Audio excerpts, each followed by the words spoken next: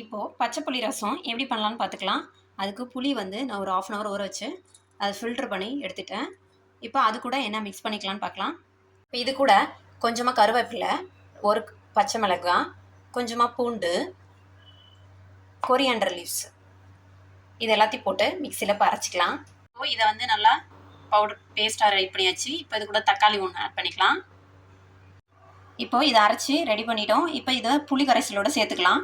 இப்போ இது கூட நம்ம வெங்காயம், பெரிய வெங்காயம் இல்லை சின்ன வெங்காயம் ஏதாவது ஒன்று போட்டு இடித்து போட்டுக்கலாம். இப்போ இடிச்சிட்டோம். இது புளி கரைசலில் ஆட் பண்ணிக்கலாம்.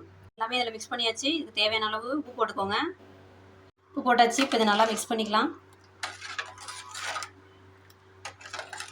இப்போ மிளகு சீரகத்தை வந்து நசுக்கி போட்டாலும் சரி, அரைச்சி போட்டாலும் சரி போட்டுக்கலாம். இந்த மிளகு சீரகம் இவ்வளோ எடுத்துருக்கேன். இதை வந்து இப்போ அரைச்சி போட்டுக்கலாம்.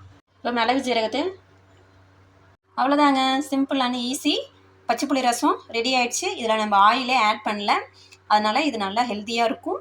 ட்ரை பண்ணிவிட்டு எப்படி இருக்குன்னு கமெண்ட்டில் பின் பண்ணுங்கள். தேங்க்யூ ஃபார் வாட்சிங் மை வீடியோ.